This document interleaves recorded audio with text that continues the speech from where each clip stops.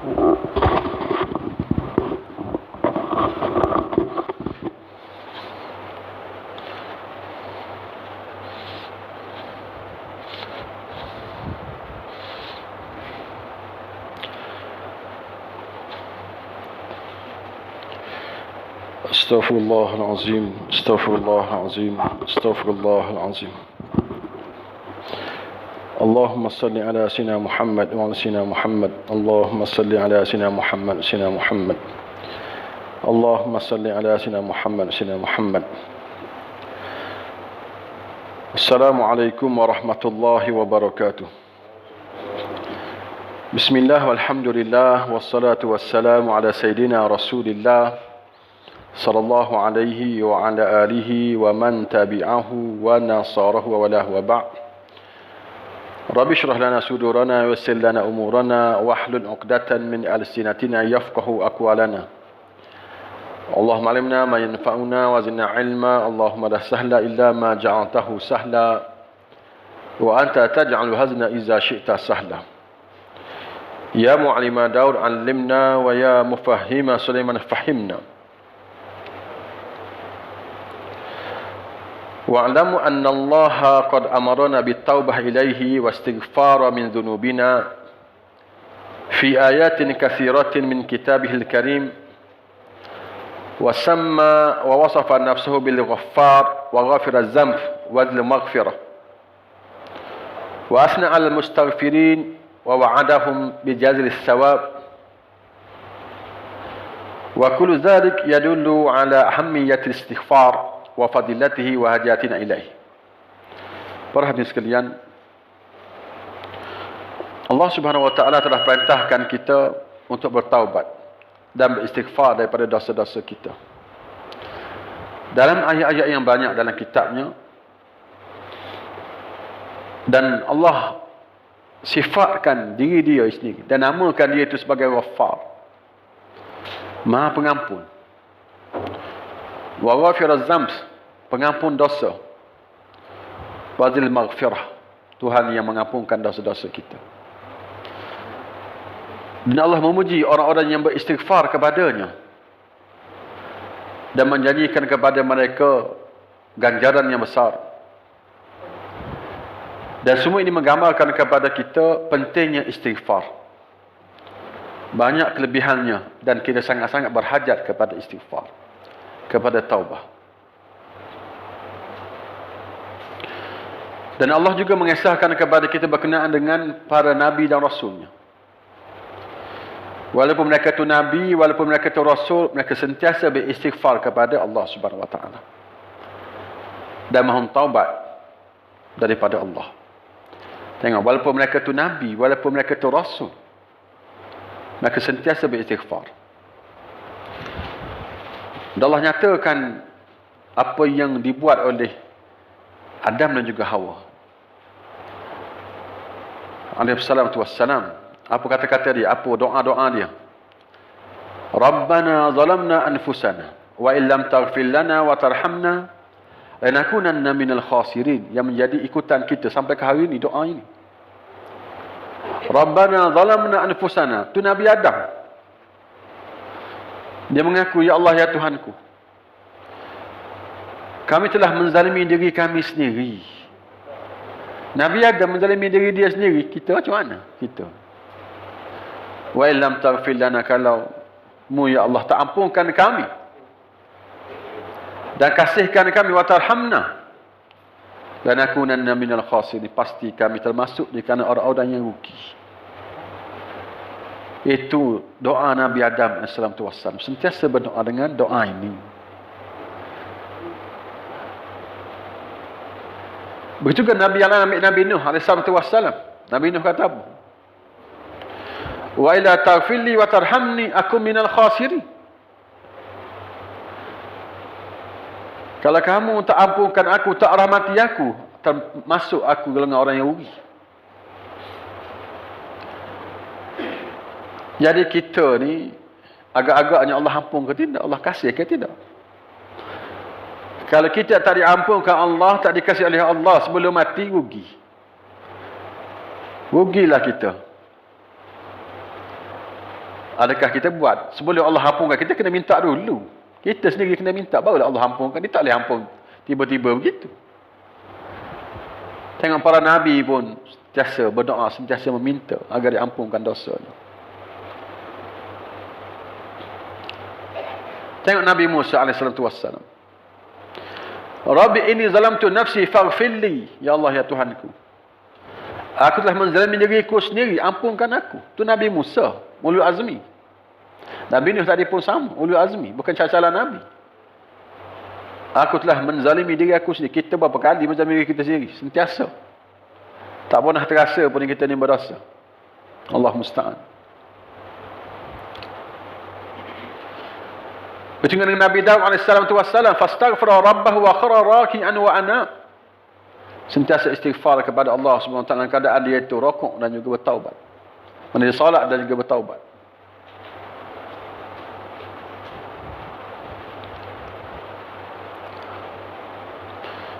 Dan Nabi kita Muhammad SAW,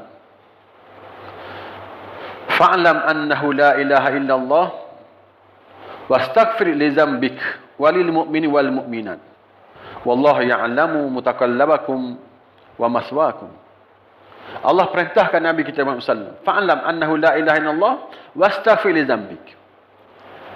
Oleh itu maka tetapkanlah pengetahuanmu dan keyakinanmu wahai Muhammad bahawa sesungguhnya tiada Tuhan yang berhak disembah melainkan Allah, dan mintalah ampun kepadanya bagi salah silap yang engkau lakukan. Nabi kita Allah suruh bertaubat.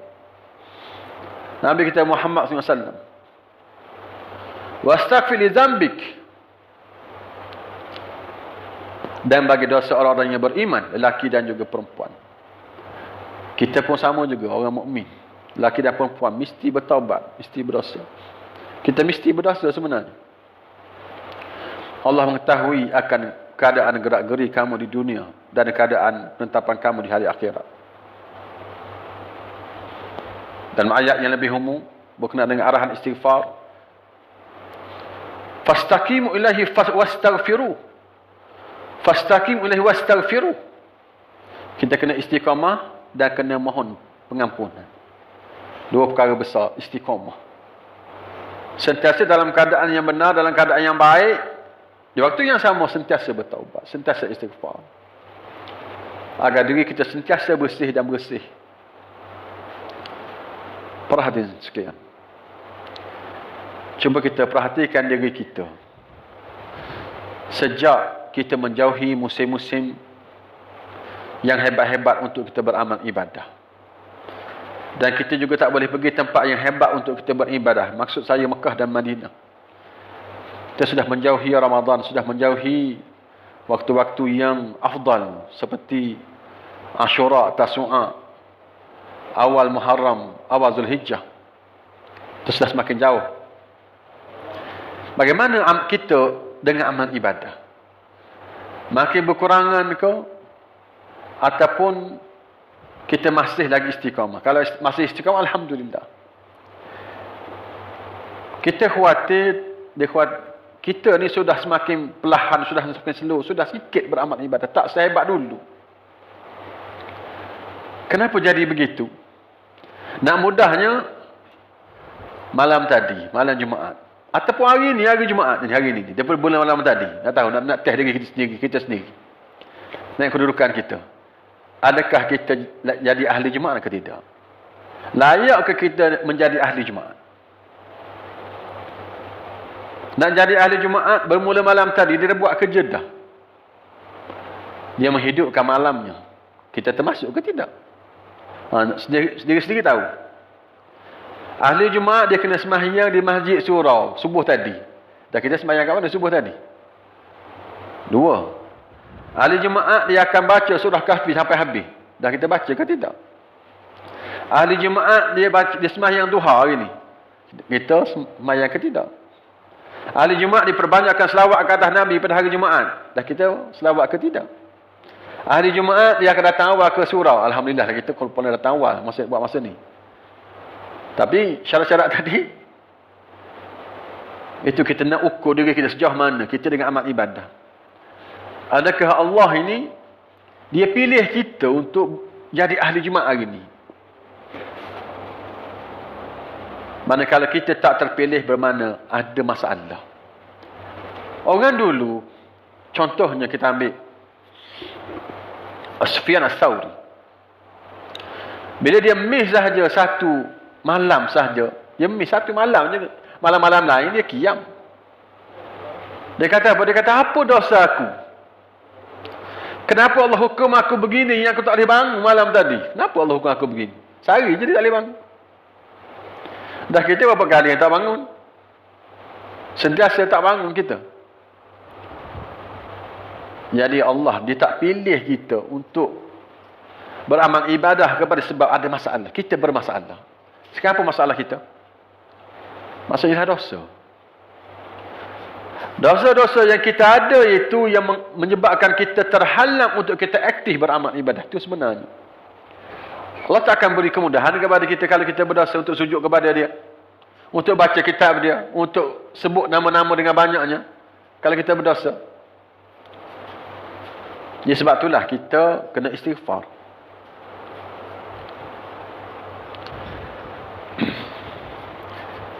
Jadi perhatian sekalian, sebab tu kita kena istighfar. Antaranya istighfar faedah ni boleh mengampunkan dosa. Fastaghfiruni astaghfir lakum. Allah sebut begitu. Kamu mohonlah pengampunan daripada aku akan ampunkan kamu. Dalam hadis Nabi, "Ya bani Adam, innaka ma da'awtani wa rajautani ghafartu lak. Ma kana minka wala ubali. Ya bani Adam, law balaghat dhunubuka anana as-sama' thumma astaghfartani ghafartu lak." Ini adalah hadis kursi. Wahai anak Adam, bila kamu berdoa kepadaku dan kamu mengharapkan aku untuk pengampunan, aku akan ampunkan kau. Banyak mana dosa, aku tak kira. Wahai anak Adam. Nabi, ini Allah kata ni. Sekiranya dosa-dosa kau sepenuh langit pun, kemudian kamu minta ampun daripada aku ampunkan kamu. Tengok Allah ni terlalu baik sungguh. Baik sungguh Allah pada hamba-Nya. Bila kita sebut tadi kan, kita berdosa rasa Allah sudahlah, kita beratlah, kita macam ni. Sebab tu Allah hukum kita. Sebab kita ni berdosa, kita tak sedar kita ni berdosa. Buktinya kita tak aktif beramal ibadah. Bila tengok Allah kata apa ni pula melapangkan kita. Allah ni terlalu baik. Dosa banyak mana, besar mana pun, dia akan ampunkan dosa kita kalau kita minta daripada dia. Itu dia. Tak ada masalah. Marilah besar gunung, besar dunia, besar mana dosa, mohonlah Allah akan ampunkan. Iaitu berita gembira kepada kita semua, tak ada masalah. Tak ada pilih kasih hamba mengampunkan dosa. Allah akan ampunkan semua siapa yang minta, tak kira siapa. Yang kedua, faedah istighfar yang kedua, annahu yadfa'ul uqubah wa yadfa'ul azab. Istighfar kita ni menyebabkan Allah tak jadi nak turun azab dia kepada kita. Apa yang berlaku, malapetaka yang berlaku ni, ada kalanya berbentuk azab Allah. Bila kita bersalah lah, kalau kita bersalah, kalau dunia ni bersalah, Allah turunkan masalah tu bentuk azab. Jadi kalau kita tak bersalah, semua tak bersalah, Allah turunkan ujian. Dia jadi ujian walaupun masalah ada. Jadi agak-agaknya masalah kita sekarang, ikutlah masalah apa, masalah COVID ke, ujian ke bala. Tengok atas muka bumi jadi apa, manusia jadi apa lah. Ramai taatkan Allah ke, ramai tak taat. Kalau kita semua suruh mentaati Allah, Allah uji kita je. Kita ni baik-baik semua kan. Tapi kalau kita berdosa, banyak sangat dosa-dosa kita, Allah nak mengajar, Allah nak hukum kita. Beri pengajaran kepada kita supaya kita beringat bahawa dunia ni bukan kita yang punya. Itu hak Allah Subhanahu Wa Taala. Jadi dengan cara kita beristighfar, azab yang Allah nak turunkan ini Allah akan sekat ataupun dia akan angkat balik. Itu kena kita istighfar. Sebab tu kita, kalau kita nak buat apa-apa, contohnya kita nak minta Allah mudah ampunkan kita, kita kena istighfar. Perbanyakkan istighfar. Allah ampunkan dosa kita, patut kita minta daripada dia. Wa ma kana Allah mu'azibahum wa hum yastaghfirun. Allah kata sendiri, Allah tak akan mengazabkan mereka kalau mereka itu sedang beristighfar. Ya, sebab itulah antara pesanan kita sama kita dalam masalah musibah yang menimpa kita ini, perbanyakkan istighfar. Seluruh dunia umat Islam istighfarlah banyak kali setiap hari. Semoga Allah selesaikan segala masalah kita. Sepatutnya begitu kita isytiharkan sungguh-sungguh. Istighfar banyak. Semua istighfar. Jadi bila kita tak berdosa, Allah tak hukum. Walaupun dulu kita salah banyak dosa-dosa kita besar, dah kita istighfar dah, Allah akan ampunkan dosa kita. Dia akan angkat balik segala masalah kita.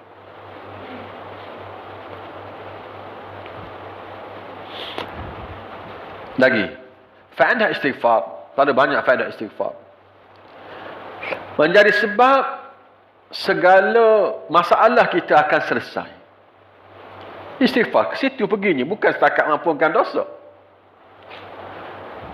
Segala masalah, segala kerusingan kita boleh selesai.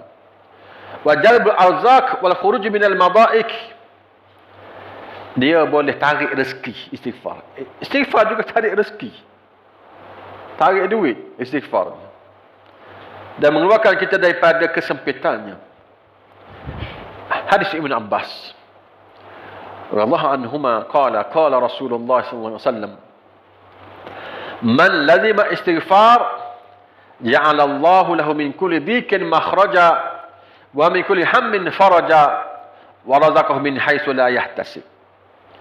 Sesiapa yang melazimkan istighfar, Allah jadikan kepada dia ini kulli dhikin makhraja, setiap kesempitan ada jalan keluar.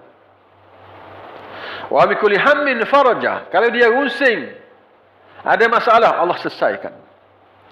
Wa razaqahu min haitsu la yahtasib, dan Allah akan rezekikan kepada dia daripada sumber-sumber yang dia tidak sangka-sangkakan.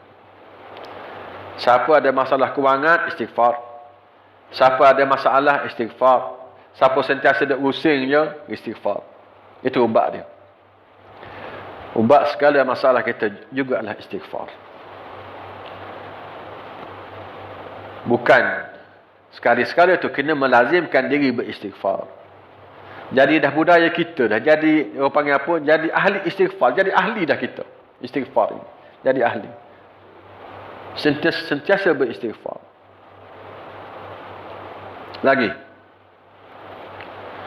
Faedah istighfar juga menjadi sebab turunnya hujan.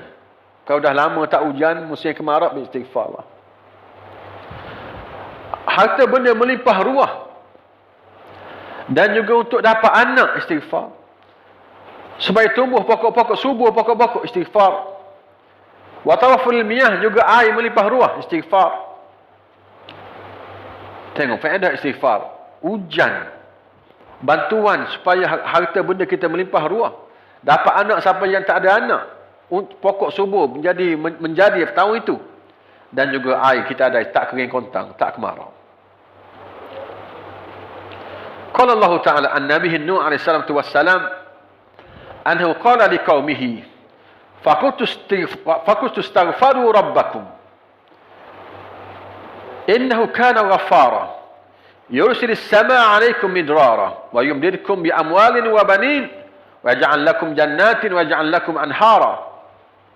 Faqultu istaghfiru rabbakum. Mohonlah pengampunan daripada Tuhan kamu. Ini atas lisan Nabi Nuh. Nabi Nuh, Allah minta arahkan kaumnya supaya istaghfiru rabbakum.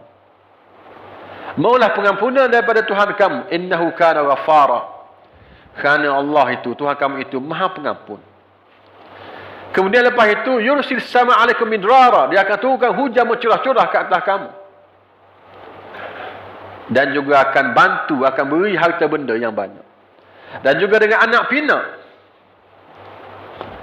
Satu ketika, satu pasangan, dia pergi berjumpa dengan seorang mufti yang buta. Mufti ni buta. Dia tanya, Syekh, mintalah petua sikit supaya saya dapat anak. Syekh dia kata, istighfar. Ialah istighfar ada petua lain. Supaya saya dah kahwin, tak tengoklah berapa tahun, 5 tahun, begitu lama dah kahwin. Tak dapat anak. Minta tolong Syekh bagi petua ataupun doa-doa tertentu. Syekh kata istighfar. Kali 3 dia tanya balik. Ialah istighfar, tapi minta lah petuanya apa, doa-doa tertentu, cara-caranya. Istighfar. Semuanya istighfar. Dia pun tak apa, tak tanya lagi, tak istighfar. Lepas setahun, dia pergi terima kasih. Dia pergi ke Pak Syekh balik, pergi jumpa terima kasih banyaklah. Jadi kami dah banyak istighfar, Allah dah bagi rezeki, dia bagi anak dah. Tengok, fadilah istighfar. Dalam Quran sebut begitu. Itu kehendak Allah Subhanahu Wa Taala lah. Jadi mana salah satu cara usaha kita, siapa yang tak dapat anak, antara usahanya perbanyakkan istighfar. Dan Allah jadikan bagi kamu ni kebun-kebun pokok. Jadi subur pokok-pokoknya dengan istighfar tadi. Dan juga sungai-sungai yang mengalir. Man tidak akan berlaku kemarau panjang. Allah akan beri kepada kita selesai masalah air.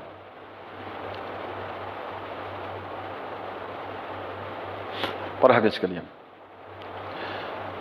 istighfar ni juga dia ada kaitan dengan siapa yang ada penyakit. Siapa yang penyakit yang tak sembuh-sembuh, cuba istighfar. Perbanyakkan istighfar. Di samping itu, bersedekah. Istighfar dan juga bersedekah. Dengan sedekah yang boleh dimanfaatkan oleh orang secara berpanjangan. Ada seorang yang sakit dekat lutut dia, dan tempoh yang panjang. Dia pergi jumpa seorang yang alim. Masalah dia itu, dia dah macam-macam ubat dah. Tak sembuh. Dia kata, kamu selain pada istighfar itu, cuba bersedekahlah, menderma lah. Menderma, dalam arti kata, derma yang boleh membantu orang ramai. Lalu dia derma duit dia untuk buat telaga. Buat telaga lah, supaya orang boleh ambil. Lepas tu sembuh dia penyakit itu, sembuh penyakit dia. Jangan itu faedahnya. Kita istighfar dan tambah lagi dengan kita bersedekah.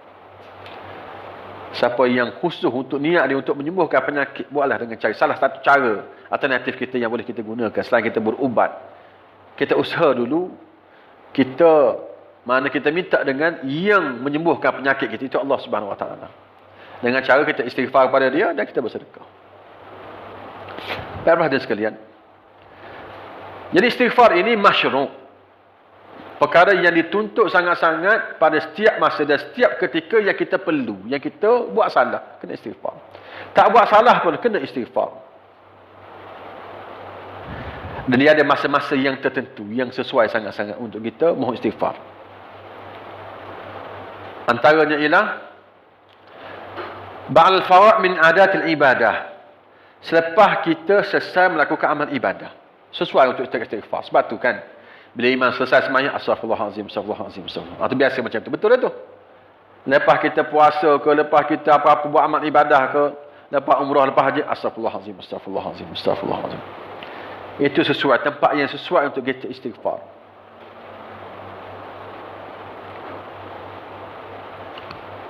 Baik. Kemudian, satu lagi, tempat sesuai untuk kita istighfar ialah sebelum subuh. Sebelum subuh, perbanyakkan istighfar. Kerana Allah nyatakan dalam Quran. Qala anil muttaqin, ketika Allah ceritakan pasal orang-orang yang bertakwa, kanu qalilan minal laili ma yahja'un, wa bil ashar hum yastaghfirun. Itu sifat orang bertakwa. Mereka ni bangun malam, qiyamul lail. Dan bila waktu sahur tu mereka beristighfar, istighfar. Kita waktu sahur baru bangun. Sebelum subuh kan waktu sahur kan. Masa tu kita baru bangun. Tengok. Mana kita bukan orang muttaqi. Nak jadi orang soleh, nak jadi orang yang muttaqi, waktu sahur itu dah istighfar. Duduk beristighfar. Bukan baru nak bangun. Kalau tak bangun tak masuk buk kalau tak bangun langsung. Ni yang bangun ketika itu pun tak hebat lagi. Nah hebatnya masuk jadual, masuk dalam kitab Allah yang kat sini muttaqi ni. Waktu sebelum subuh itu hum yastaghfirun. Mereka di tengah istighfar. Kita baru nak mandi, baru nak ambil air sembahyang. Mereka dah buat dah, lama dah tu.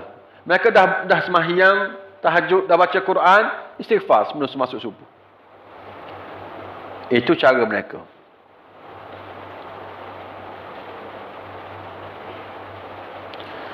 Lagi, kita istighfar juga setelah kita habis apa jua majlis. Ini biasa orang baca doa-doa habis majlis tu kan. Kita sudahi majlis kita dengan tasbih kafarah dan surah kafarah tu, istighfar tu.